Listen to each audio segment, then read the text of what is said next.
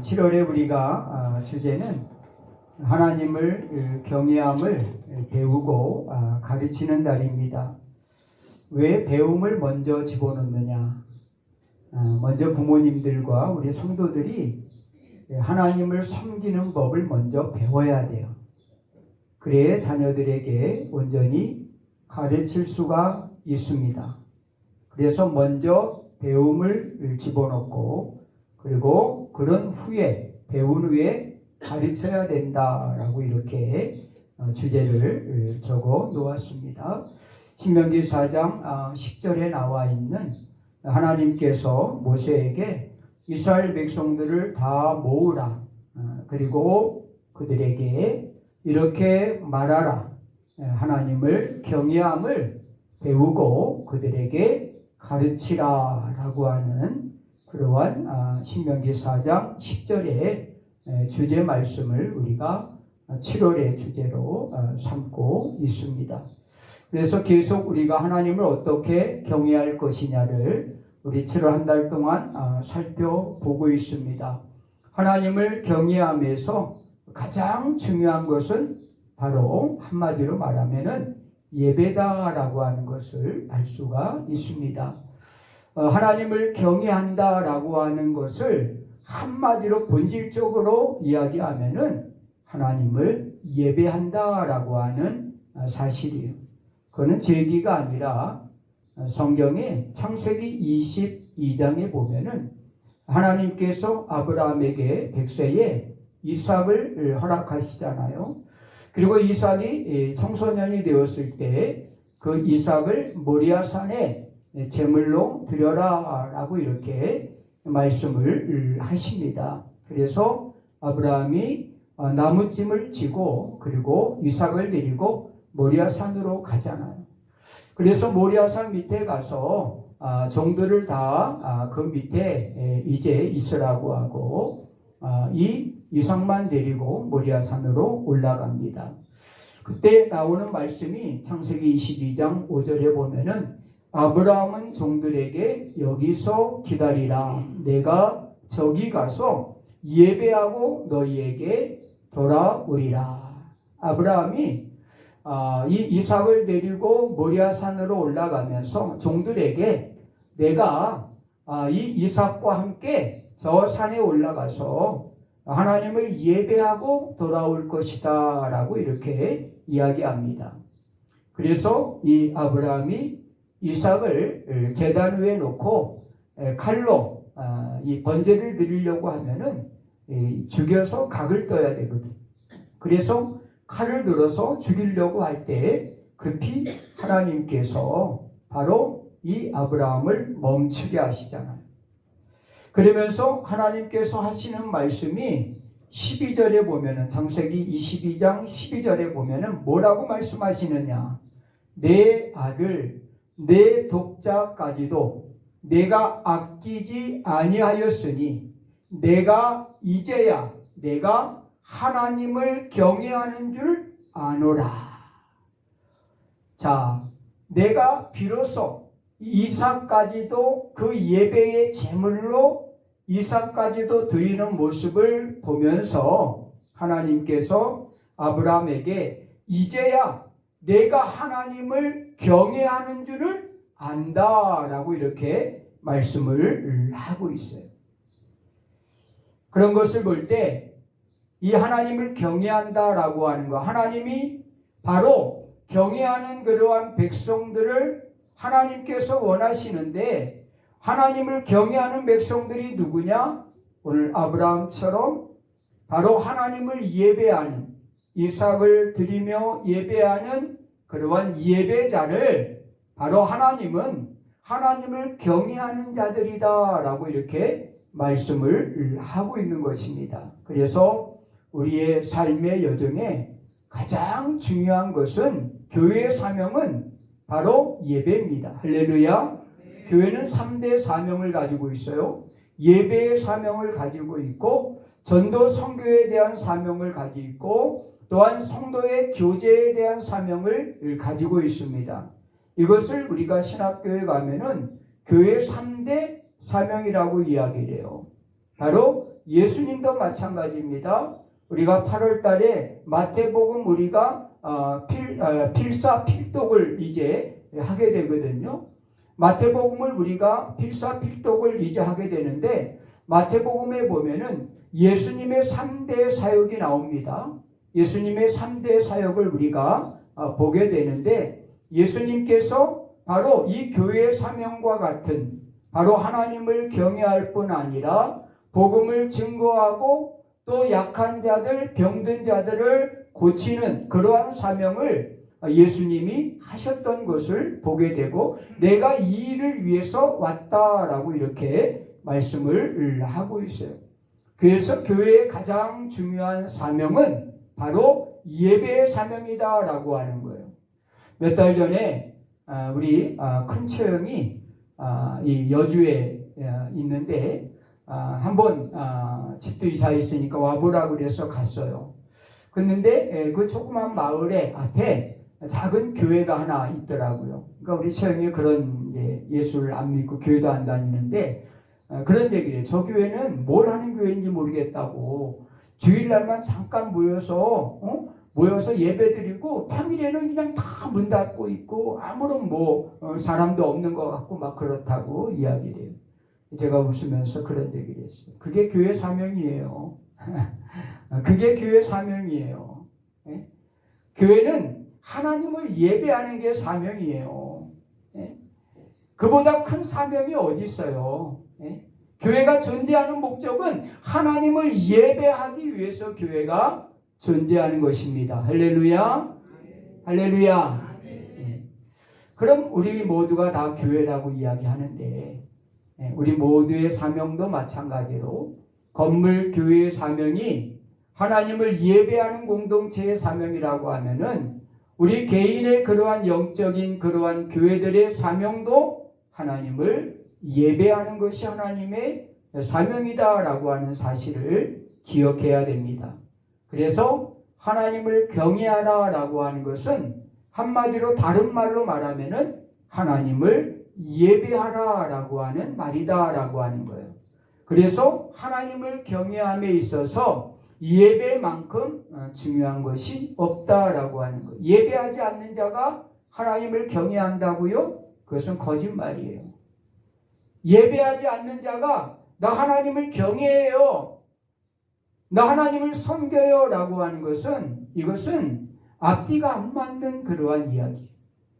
바로 하나님을 경외하는 자들은 하나님을 예배하는 자들이다 라고 하는 사실이 오래된 이야기지만은 어떤 목사님의 그 설교에 그런 내용이 실려 있더라고요. 어느 집사님이 아주 예배 시간에 노트를 가지고 열심히 적더래요. 그래서 목사님이 설교를 하면서 저분이 오늘서부터 은혜를 받나 보다.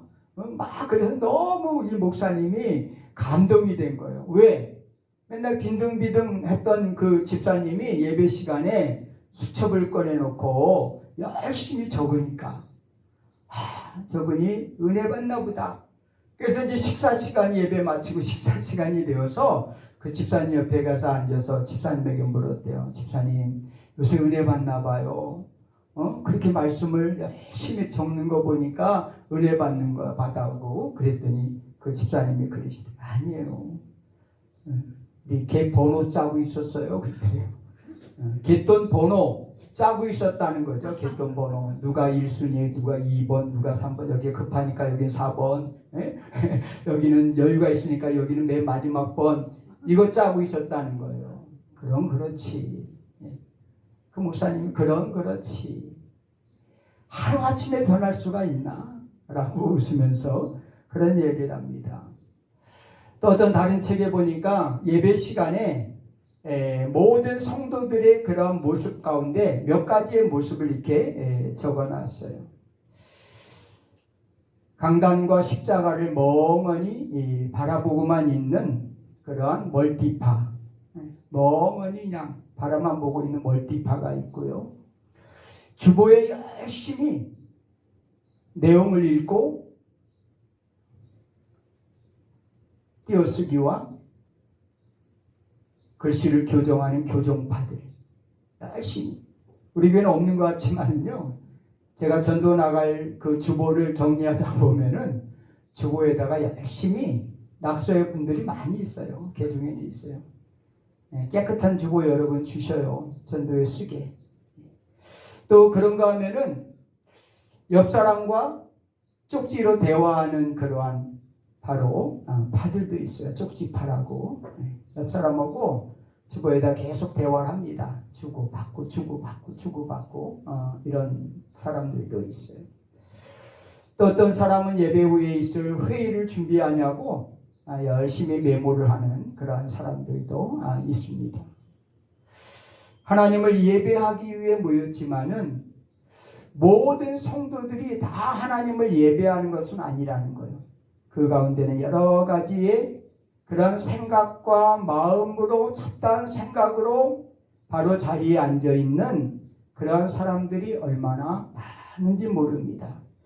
과연 하나님이 이런 예배 또 이런 예배자를 하나님께서 기뻐하실까라고 하는 거죠. 우리가 잘 아는 요한복음 4장에 보면은 예수님께서 사마리아에 가셨을 때 그 우물가에서 사마리아 여인을 만나게 됩니다.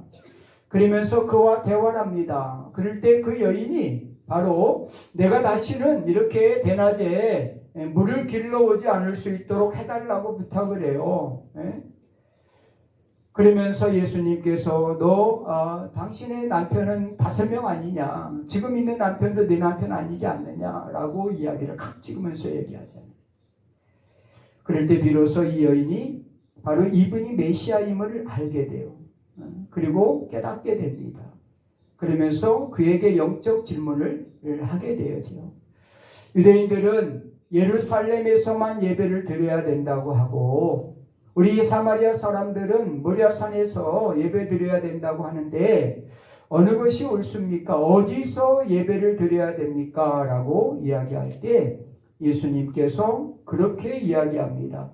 어디서 예배 드리는 것은 중요하지 않다. 중요한 것은 어떻게 예배를 드리느냐가 중요한 것이다. 이 여인은 예루살렘에서 예배 드리는 것이 옳습니까? 모리아산에서 예배 드리는 것이 옳습니까? 라고 이렇게 묻고 있는 그에게 예수님은 바로 중요한 것은 어디서 예배 드리느냐가 중요한 것이 아니라 어떻게 예배를 드리느냐가 중요하다라고 이렇게 말씀을 하고 계셔요. 여러분 오늘 이것이 저는 예배의 결론이라고 생각해요. 예배는 어디서 드리느냐 중요하지 않습니다. 여러분들의 가정에서 또 어떠한 교회에서 큰 교회든 작은 교회든 개척교회든 어디서 예배를 드리느냐 그건 중요하지 않아요. 그러나 우리에게 가장 중요한 것은 어떻게 예배를 드리느냐가 가장 중요하다라고 하는 것입니다. 그렇다고 하면은 우리가 하나님을 경외함을 어떻게 하나님을 우리가 경외할 것이냐라고 하는 거죠. 요한복음 4장 23절에 보니까 바로 예수님이 이렇게 말씀하고 있습니다. 바로 아버지께서 참으로 예배하는 자들은 영과 진리로 예배할 때가 오나니 곧 이때라. 아버지께서는 이렇게 자기에게 예배하는 자들을 찾으시느니라 그랬어요. 바로 하나님이 오늘 찾고 있는 사람은 바로 어떻게 예배를 드리느냐. 바로 영과 진리로 하나님을 예배하는 그러한 사람을 하나님은 오늘 찾고 있다라고 말씀하고 있습니다. 이 예배의 자리에 와 있는 사람을 찾고 있는 것이 아니라 바로 어떻게 예배하는가를 하나님은 지금 찾고 계시다라고 하는 사실입니다. 그래서 누가복음 10장에 보면은 예수님께서 친구 나사로의 집에 방문을 하잖아요. 방문할 때 너무나 모처럼 예수님이 오니까 이 마리아와 마르다 언니 마르다가 열심히 예수님이 모처럼 왔으니까 예수님이 시장하지 않도록 음식을 열심히 준비하잖아요. 그런데 동생인 마리아가 예수님의 발 아래 앉아서 예수님의 말씀을 듣고 있잖아요. 그러니까 이 마르다가 뭐라고 그래요? 예수님, 저 동생 마리아를 명해서 좀 나 좀 도와달라고, 도와주라고 좀 하세요 라고 이야기해요. 그때 예수님께서 이 마리아는 좋은 편을 택했다라고 이야기를 합니다. 그렇잖아요. 바로 언니는, 마르다는 바로 예수님이 모처럼 오셨기 때문에 지금 마음이 어떻게 하면 예수님을 바로 좋은 것을 대접할까 지금 바쁘거든요. 그게 어떻게 보면은 잘못됐다고 볼 수가 없어요. 당연한 거 아니에요? 손님이 왔는데 그 손님에게, 바로 시장하고 있는 손님에게 좋은 음식을 만들어서 대접하려고 하는 그러한 이 마르다의 마음을 우리가 나쁘다고 이야기할 수가 없어요. 그런데 왜 예수님은 이 마리아가 좋은 편을 선택했다라고 말씀하실까요? 그건 우선순위예요. 우선순위에 대한 문제예요. 대접하지 말라는 거 아니에요. 음식을 만들지 말라는 거 아니에요. 바로 손님을 그냥 보내라는 게 아니에요. 그런 이야기가 아니라 이거는 우선순위에 대한 이야기를 하고 있는 거예요. 우리의 삶의 우선순위를 어디에 둘 것인가? 여러분, 하나님은 오늘 우리가 바로 삶의 우선순위를 어디에 둘 것인가를 우리에게 말씀하고 있어요. 그러면서 예수님은 마리아가 좋은 편을 선택했다라고 말씀하시는데, 이것은 결국 우리의 우선순위는 항상 하나님을 예배하는, 하나님을 경외하는데 우리의 삶의 우선순위를 둬야 된다라고 하는 사실이에요. 하나님 앞에 우리가 짜투리 시간을 드리는 거 아니에요. 나 바쁠 때 내 거 다 쓰고 나서 오늘은 시간이 되니까, 오늘은 남으니까, 여러분, 그래서 예배 자리에 나왔어요? 오늘은 시간이 넉넉하니까, 오늘은 딴 약속이 없으니까 그래서 여러분 이곳에 나와 있어요? 오늘 우리의 삶의 우선순위를 어디에 둘 것인가 라고 하는 거예요. 그것이 바로 오늘 하나님을 경외하고 섬기는 예배자의 자세다라고 하는 거예요. 하나님은 이런 예배자, 바로 삶의 우선순위를 두고 바로 하나님을 예배하는 예배자를 오늘 찾고 계시다라고 하는 사실입니다. 그래서 교회는, 바로 교회의 사명은 이 예배보다 더 중요한 사명이 있을 수가 없어요. 항상 우선순위의, 교회 사명의 우선순위는 하나님을 예배하는 것이에요. 물론 교육도, 가르치는 것도 중요하고, 또한 성도가 교제하고, 또한 바로 구제하는 것도 중요하고, 선교하는 것도, 전도하는 것도 다 중요합니다. 그러나 우선순위에서는 하나님을 예배하는 것이 첫째다라고 하는 거예요. 여러분 잊어버리면 안 돼요. 여러분 잊어버리면 안 돼요. 그래서 때로는 속상할 때가 있어요. 왜냐하면은 예배는 시작됐는데 식당에서 막 음식을 만드냐고 정신이 없어요. 제가 필리핀 갔을 때 1년 동안 안식년을 보내면서 그때 노트에다 쓰고 쓴 그러한 내용이 뭔지 알아요? 내가 돌아가면은 나의 삶의 목적은 예배가 우선이다. 왜? 차량 운전하냐고. 뒤에서 예배, 아이들, 다른 부모들 예배 잘 드리게 하기 위해서 아이들 건수하냐고. 새신자 오면은 그 새신자에게 집중을 해가지고 불편한 거 없는가? 거기에 집중하고 부교육자 때 그랬어요. 그러다 보니까 진짜 내가 드려야 될 나의 예배는 없어져 버렸어요. 그래서 탈진이 돼버리더라고요. 그래서 1년 동안 있으면서 노트에다 쓰고 쓴 것이 무슨 한이 있어도 4배는 드린다. 4배는 무슨 한이 있어도 드린다. 그것이 제가 1년 동안 있으면서 다짐하고 돌아온 거예요. 사랑하는 성도 여러분, 그렇습니다. 바로 우리의 삶의 여정의 가장 우선순위는 하나님을 예배하는 거예요. 그것보다 우선순위가 다 여러분 앞서는 것이 없다라고 하는 사실입니다. 그래서 교회의 사명도 바로 예배입니다. 예배하지 않는 교회는 교회가 아닙니다. 할렐루야. 하나님을 예배하지 않는 교회는요, 그건 교회라고 볼 수가 없는 것입니다. 그래서 오늘 본문에서 바로 9절에 너희는 택한 족속이요 왕같은 제사장들이요 거룩한 나라요 그의 소유된 백성이니 이는 너희를 어두운 데서 불러내어 그의 귀한 밑에 들어가게 하신 이의 아름다운 덕을 선전하게 하려 하심이라 그랬어요. 바로 우리를 오늘 이렇게 택한 족속으로 왕같은 제사장으로 거룩한 나라로 하나님의 소유된 백성으로 우리를 부르신 목적은 하나입니다.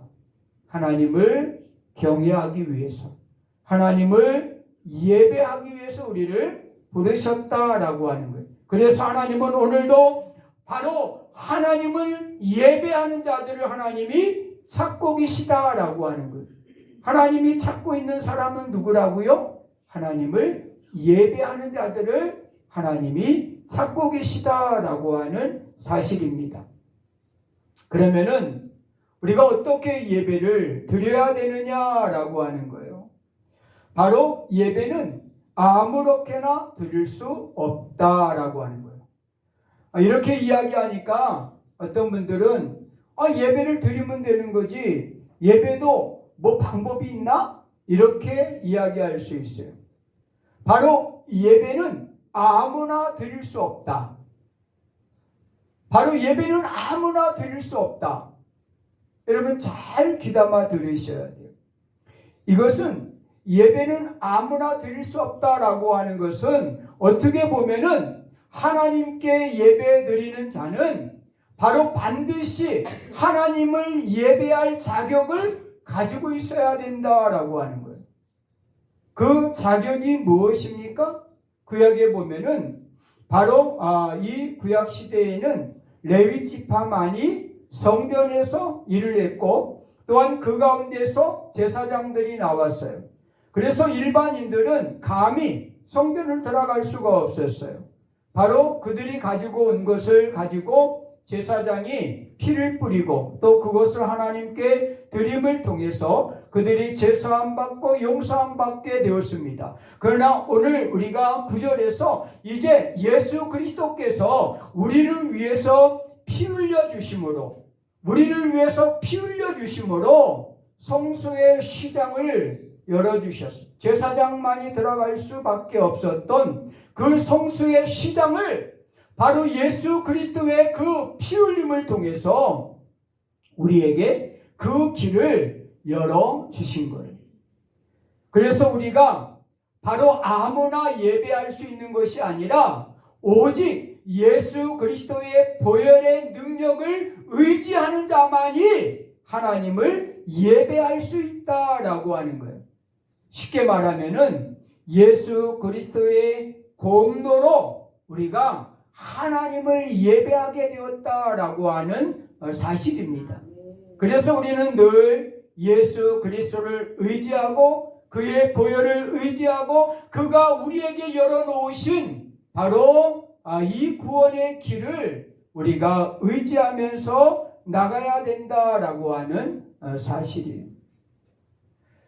어느 목사님이 나이 많은 목사님이 일사후퇴 때에 이제 교인들과 함께 바로 남한으로 이렇게 내려오게 되었어요.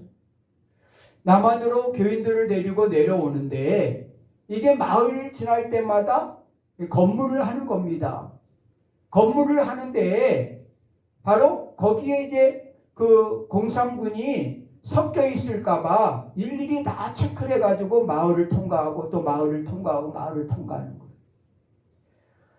그런데 교인들이 모두가 다 신분증을 가지고 있는 것이 아니었어요. 그러니까 이 목사님이 바로 마을을 통과할 때마다 바로 이분들은 우리 교회 집사님입니다. 이분은 우리 교회 장로님입니다. 이분은 우리 교회 권사님입니다. 이렇게 해서 한 마을을 통과하고 또 한 마을을 통과하고 한 마을을 통과했어요.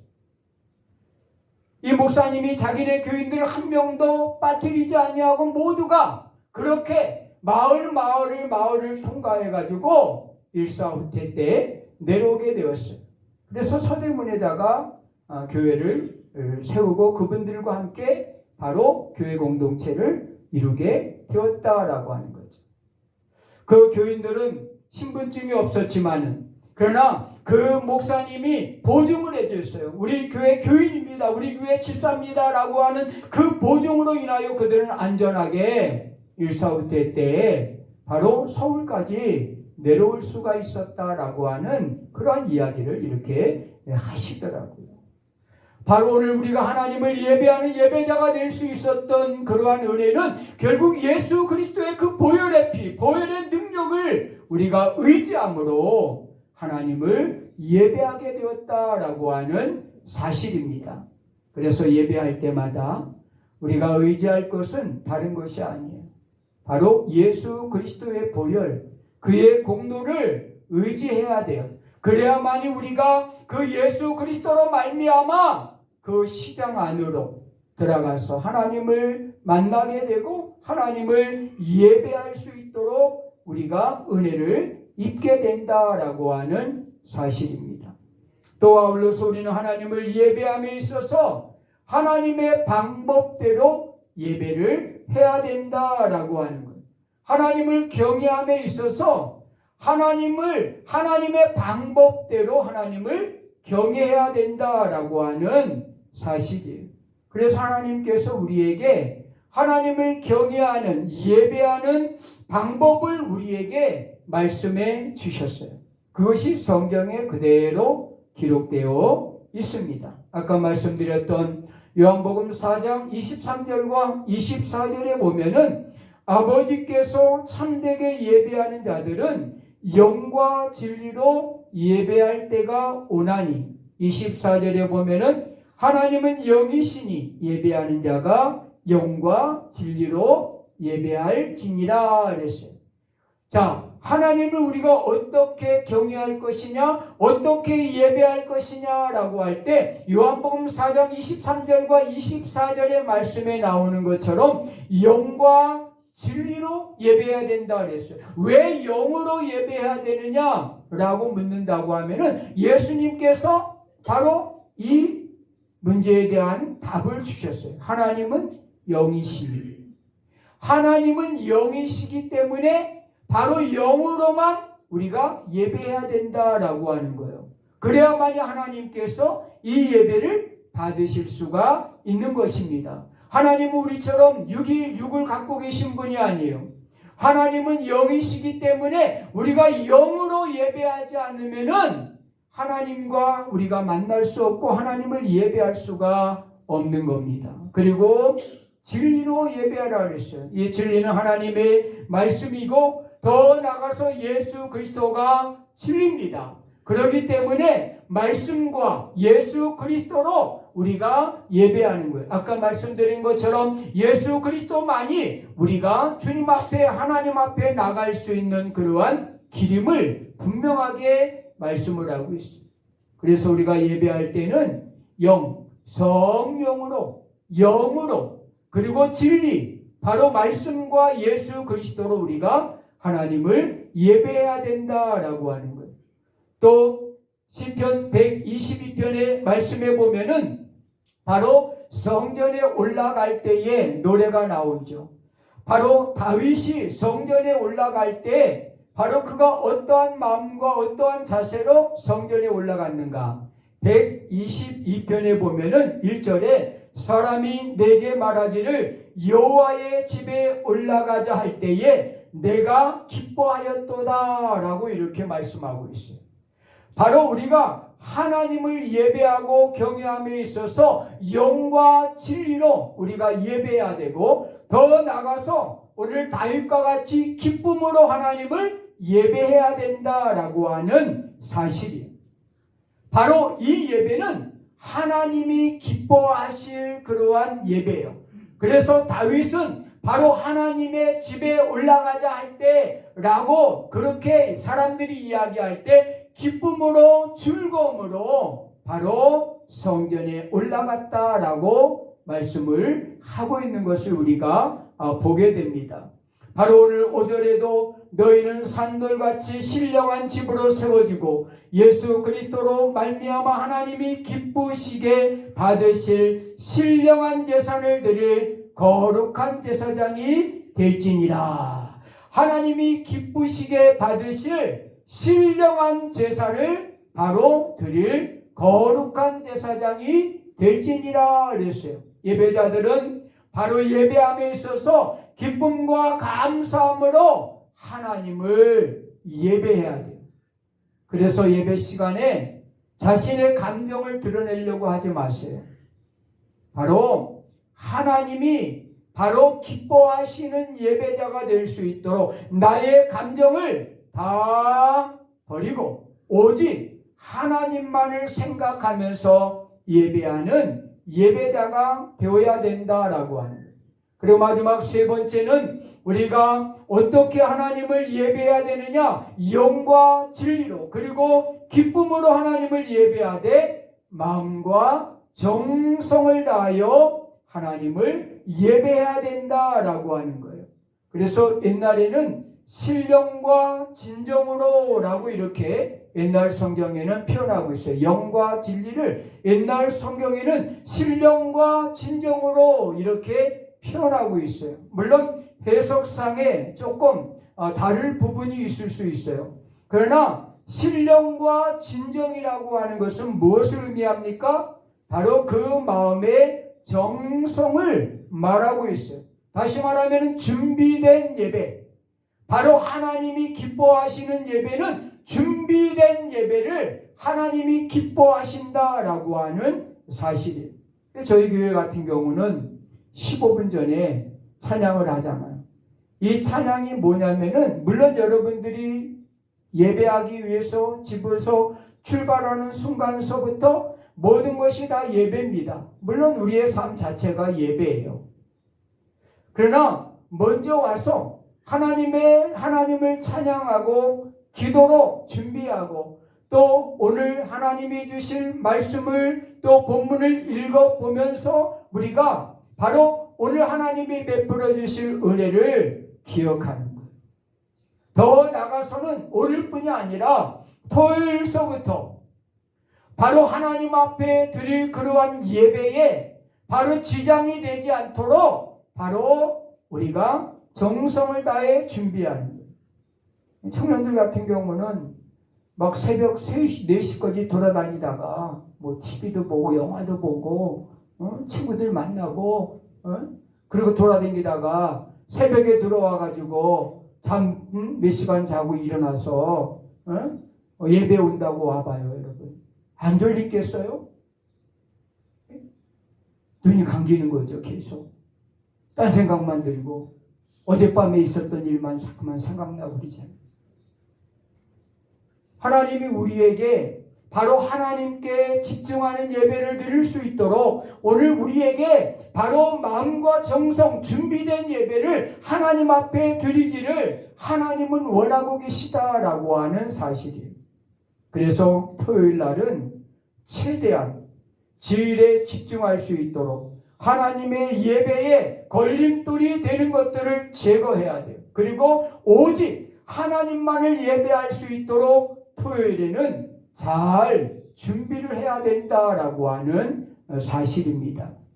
그래서 하나님만을 예배할 수 있도록 집중해야 된다라고 하는 이런 마음의 정성, 바로 이런 준비된 그러한 예배를 하나님은 기뻐하신다라고 하는 사실을 우리는 기억을 해야 됩니다.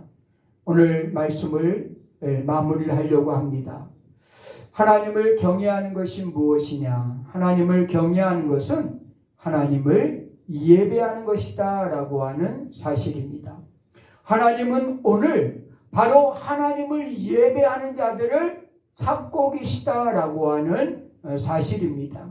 그리고 아무나 하나님을 예배하는 것이 아니라 예수 그리스도의 보혈을 의지하고 바로 예수 그리스도의 공로를 의지하며 믿음으로 나가는 자들이 하나님을 예배할 수 있다라고 하는 사실입니다. 그리고 우리가 하나님을 예배함에 있어서 하나님이 원하시는 방법대로 하나님을 예배해야 된다. 영과 진리로 하나님을 예배해야 되고, 또 기쁨으로 하나님을 예배해야 되고, 또 준비된 마음으로 마음과 정성을 다해서 하나님을 예배할 때 하나님께서는 오늘 우리의 예배를 기뻐하시고 이것이 하나님을 경외하는 그러한 자세다라고 하는 사실을 기억하면서 한 주간도 하나님을 예배하는 일에 최선을 다하는